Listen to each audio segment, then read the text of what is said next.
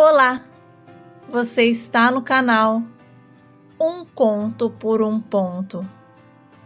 Eu te convido a curtir, a comentar, a compartilhar e se inscrever no nosso canal. Quando eu conheci o Rogério, eu achei que tinha encontrado o amor da minha vida. Olha, ele era carismático, falava bonito, sabia envolver. E eu, apaixonada, fiz de tudo para conquistar aquele homem. E no início, era como se eu estivesse sido escolhida por alguém fora do meu alcance. Porque o Rogério tinha uma presença forte, sabe? Um jeito de falar que fazia tudo parecer mais interessante. E ele me olhava nos olhos com uma intensidade e dizia coisas que me faziam sentir única. E eu acreditava. Ele sabia exatamente o que dizer para me deixar nas nuvens, sabe? Mandava mensagens de bom dia logo cedo, aparecia de surpresa com flores e fazia planos para o nosso futuro, como se tivéssemos nascido um para o outro. E quando ele me abraçava então, nossa, eu sentia que finalmente tinha encontrado um amor de verdade. Aquele que faz a gente suspirar e imaginar uma vida inteira ao lado dessa pessoa. E eu queria ser perfeita para ele. Queria que ele me enxergasse, sabe, como uma mulher ideal, aquele que ele jamais pensaria em deixar. E então, cada desejo dele se tornou a minha missão. Sabe de uma coisa? Se ele elogiava um tipo de roupa, eu dava um jeito de comprar algo parecido. Se ele dizia que adorava mulheres de cabelos longos, eu deixava de cortar. Se ele demonstrava ciúmes de algum amigo, eu até me afastava, porque na minha cabeça aquilo era amor. Era prova de que eu me importava com ele. E a verdade é que, sem perceber, eu não estava apenas tentando conquistá-lo, eu estava me perdendo em mim mesma. Mas aí já estávamos casados. E eu já não tinha mais o meu próprio estilo, a minha própria voz, a minha própria vida. Eu era um reflexo do que ele queria que eu fosse. Bom, e na rua éramos o casal perfeito. O Rogério fazia questão de me exibir como se eu fosse um troféu. Ele saía assim comigo, de mãos dadas, ele me guiava pelos lugares com um orgulho quase teatral. E quando encontrávamos com os amigos ou parentes, ele sorria, me abraçava, me chamava de minha rainha, como se o nosso amor fosse um conto de fadas. E as pessoas nos olhavam e achavam lindo o nosso jeito. E até comentavam que eu tinha tirado a sorte grande. Mas o que elas não sabiam era que, dentro de casa, longe dos olhares admirados, o clima era outro. O tom de voz mudava, o olhar se tornava frio e até os gestos eram carregados de impaciência. Sabe, o menor erro, um copo esquecido na pia, uma resposta fora do tom e até uma roupa que ele não gostava virava motivos para gritos. E não era apenas palavras duras, sabe? Mas desprezo. O tipo de desprezo que corrói por dentro, que faz a gente se sentir pequena, sem valor. Então, e ele me olhava com desdém. Dizia que eu era burra, que não fazia nada certo, que ninguém me aguentaria além dele. E eu que antes era cheia de vida, fui acreditando que ele tinha razão. E às vezes não vinham só as palavras, vinham empurrões também. E eles começaram assim, de uma forma disfarçada, como se fossem reações naturais ao estresse. Um empurrão de braço aqui, um aperto mais forte ali. Mas o pior não eram os gestos violentos, e sim o jeito como ele agia depois, como se nada tivesse acontecido.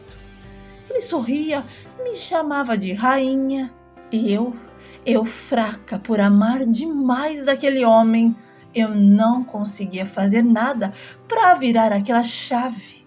E dentro de mim ainda havia a esperança de que ele podia mudar, que cada vez que ele pedia desculpas, eu acreditava. E quando ele chorava então e dizia que me amava, o meu coração ingênuo aceitava. Bom, a gente morava um pouco longe dos meus pais. E quando eu dizia que ia para lá passar um final de semana, ele não deixava, me proibia e falava que se eu fosse, tudo entre nós estaria acabado. E eu acabava não indo. E houve uma vez em que o meu primo Wellington apareceu em casa. Ele tinha saído para buscar cerveja e, ao voltar, encontrou meu primo sentado esperando eu preparar o café. E na mesma hora eu percebi que ele não gostou da cena, mas disfarçou bem. Se sentou com Wellington, conversaram, riram, falaram sobre futebol, política, e assim que o meu primo foi embora, a atenção que ele escondia veio à tona e, sem dizer nada, ele me pegou pelo braço, me jogou no sofá e me acusou de me insinuar para o meu primo e afirmou que da próxima vez me quebraria inteira para que eu aprendesse a respeitá-lo. Mas eu já não aguentava mais aquela vida, sabe? E toda vez que eu falava em separação, ele dizia que iria acabar comigo, porque se eu não fosse dele, eu não seria de ninguém. Nossa, e eu comecei a ter mais medo ainda. E fui contando algumas coisas para as pessoas próximas, deixando escapar pequenas pistas do que acontecia dentro da minha casa. Mas as respostas eram sempre as mesmas. Dizia que todo casal brigava, que ele me amava e que às vezes os homens perdiam a paciência mesmo. E cada palavra dessas me fazia afundar ainda mais na sensação de que eu estava sozinha. E a mãe dele chegou a dizer que colocaria a mão no fogo pelo Rogério, que ela tinha criado um homem e não um moleque para fazer aquele tipo de coisa. E pediu para eu não ficar mais procurando pelo em cabeça de ovo. Bom, e foi então que a avó dele me chamou num canto.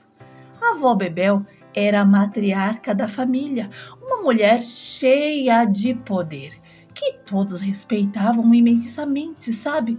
E mesmo com seus 82 anos e a saúde debilitada, ela tinha uma presença que impunha respeito, e ninguém ousava desafiá-la.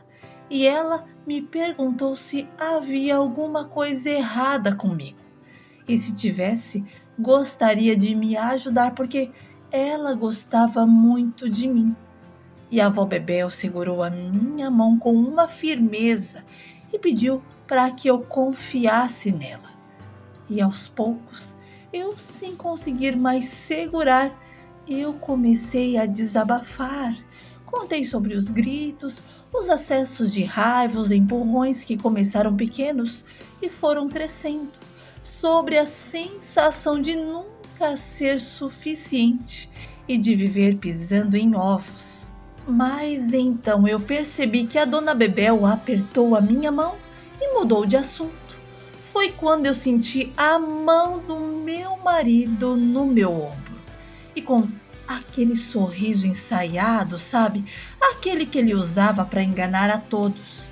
E ele falou para a avó que precisávamos ir. Ele deu um beijo na avó pegou no meu braço como se fôssemos um casal apaixonado. Nos despedimos das outras pessoas e todos nos desejaram que fôssemos com Deus. E assim que saímos e nos afastamos da casa, o aperto no meu braço se intensificou. A delicadeza desapareceu, dando lugar à violência contida que eu conhecia tão bem.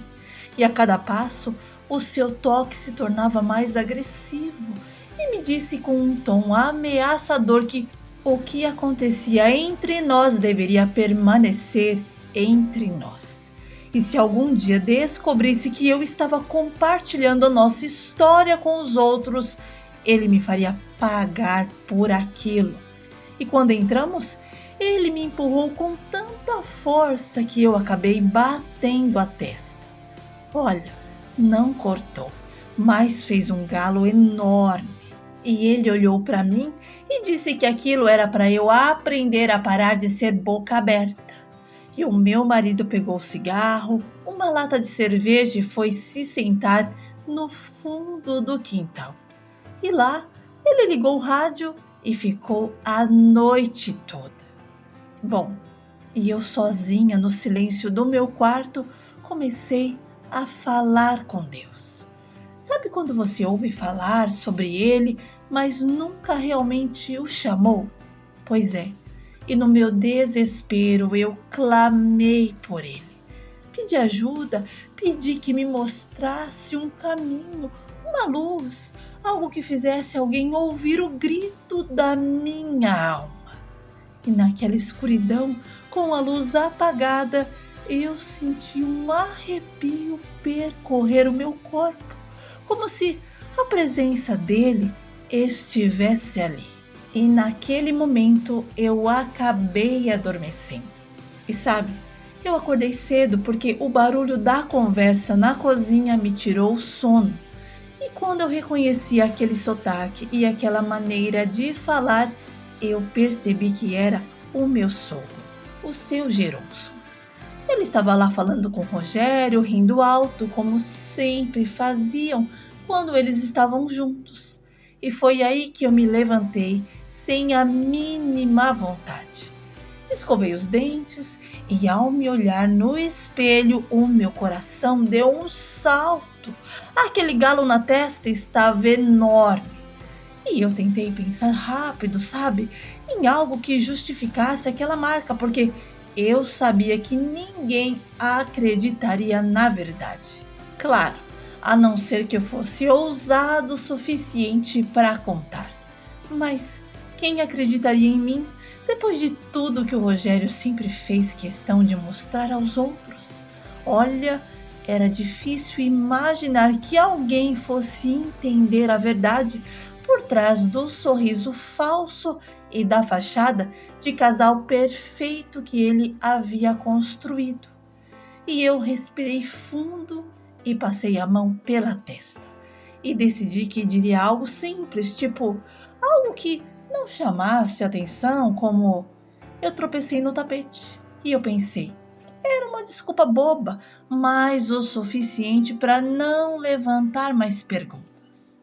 E quando eu entrei na cozinha, cumprimentei o meu sogro e perguntei como se nada estivesse acontecendo, se ele já tinha tomado café. E eu tentei ficar de costas o quanto pude, mas não teve jeito. Precisei virar para pegar a xícara. E foi nesse momento que o meu sogro viu o galo na minha testa e me perguntou o que era aquilo. E eu respondi assim rapidamente que eu tinha tropeçado no tapete. E o Rogério nesse momento se aproximou de mim com aquele tom falso de preocupação, sabe? E como sempre estava tentando manter as aparências, me deu até um beijo no rosto. E o meu sogro parecia perceber que algo estava errado. Ele me olhou sério e então perguntou novamente com um ar de desconfiado se realmente eu havia tropeçado no tapete. E eu respondi que sim, Mas ele não parecia convencido, sabe? E ficou em silêncio por um momento antes de dizer que a mãe dele havia contado algo muito sério. E se realmente aquilo fosse verdade, ele não iria permitir que filho nenhum maltratasse a esposa desse jeito. E me perguntou de novo o que havia acontecido. E eu não aguentei mais e soltei a verdade nua e crua. Falei que o Rogério me batia, me ameaçava e jurou até me matar se eu tentasse me separar. E o Rogério? O Rogério tentou me desmentir, dizendo que eu era uma louca, mentirosa. Mas o pai dele mandou ele se calar porque não queria ouvir nenhuma palavra que viesse dele naquele momento. E afirmou que nunca mais iria encostar um dedo em mim. Olha, e aquele momento foi um divisor de águas. Eu não sabia como as coisas iriam se desenrolar a partir dali. Mas uma coisa ficou clara: alguém finalmente havia acreditado em mim. E o seu Geronson disse muitas coisas para o Rogério. Inclusive disse que iria me levar para fazer um boletim de ocorrência, porque aquilo era inaceitável. E o meu marido então começou a chorar, a fazer cena, dizendo para o pai que me amava muito e não sabia viver sem mim. Foi quando o meu sogro respondeu que aquilo que ele sentia era tudo menos amor, e me mandou subir, fazer as minhas malas, afirmando que não estava confiante em me deixar nas mãos daquele filho monstro que ele não reconhecia. E eu subi para o quarto, peguei tudo o que eu conseguia, porque eu queria sair logo daquela casa, da vida do Rogério. Eu sabia que aquela era a hora. O meu sogro me fez sair primeiro, enquanto o Rogério ficou lá chorando e pedindo para o pai não fazer aquilo. E durante o caminho, o seu Geronson me perguntou o que eu queria fazer. E eu respondi sem hesitar que queria apenas voltar para a casa dos meus pais. Olha, eu não quis fazer o boletim de ocorrência, porque a única coisa que realmente eu queria era paz e um lugar onde me amassem de verdade. Bom, e os meus pais, ao saberem do que tinha acontecido, ficaram preocupados.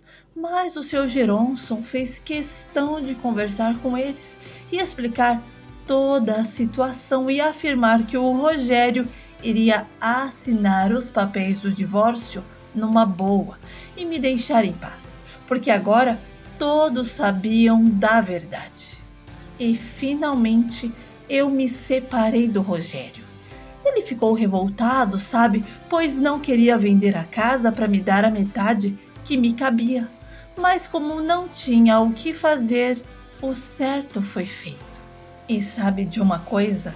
Abaixo de Deus, a avó Bebel tem o meu respeito, porque ela me enxergou, me viu, foi a única que olhou para dentro de mim. Tudo isso aconteceu há 3 anos. Hoje sou uma mulher livre e dona da minha história. Eu aprendi que o maior amor que podemos oferecer é a nós mesmas, porque quando nos colocamos em primeiro lugar, ninguém mais pode nos diminuir. O resto se ajeita com o tempo.